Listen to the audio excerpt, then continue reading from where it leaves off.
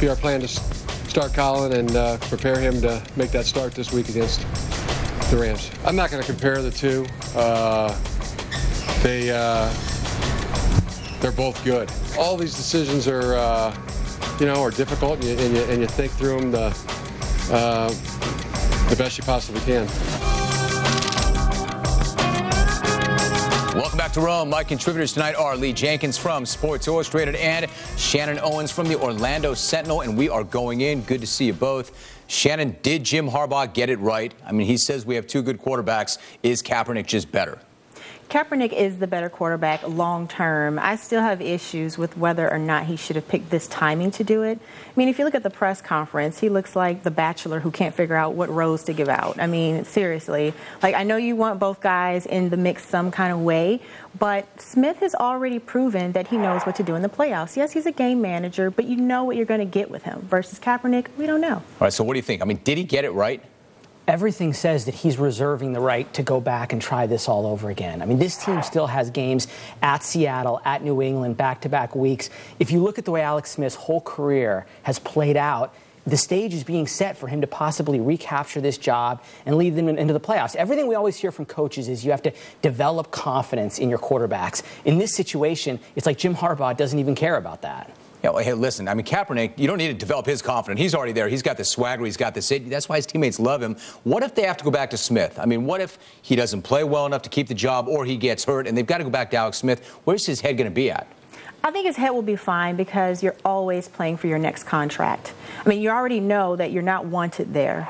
So you got to figure out what are you going to do for the next season? Who else is going to look at me? Who's going to pick me up? So obviously you're going to have to play some good football and prove everyone wrong. I mean, he said earlier today, it sucks, quote unquote, it sucks. And that's the kind of response you'd expect from a guy like that. Why would you not think that it would be a bad thing? If they've got to go back to him, is he going to be right mentally, and can he give them what they need? But he's done this his whole career. I mean, this has really been the story of his career, so it should be nothing new. And really, Jim Harbaugh is the only coach I can think of who could pull this off, who has the gravity in that locker room, the credibility to have a team this good and be essentially instigating a Steve Spurrier-like quarterback controversy. Yeah, bottom line, I mean, I think he's making the right choice at this point, but did he handle it the right way? No, he didn't handle it the right way. This is totally the bad timing for that. All right, guys, let's go to topic number 2. Rajon Rondo, also this note in, he gets a 2-game suspension for that altercation last night. Do you respect him for coming to the defense of a teammate, or being who he is and what he means to that team, does he need to be better than that? I do respect him for it. I mean, given the fact that they lost the game, now he's going to sit 2 more games, and that's a team that can't afford losses.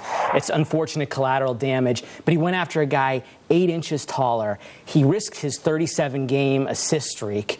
He did all of that to essentially defend the only thing the Celtics seem to have left, which is the intimidation factor, the edge that they play with. Jim, this is a team that is getting abused underneath every night, and they've developed this Napoleon complex where now it's like they have to go after people just to kind of hold their ground inside. I mean, is that what's going on here? I mean, was he just defending a teammate who he loves, or is there some of that going on here?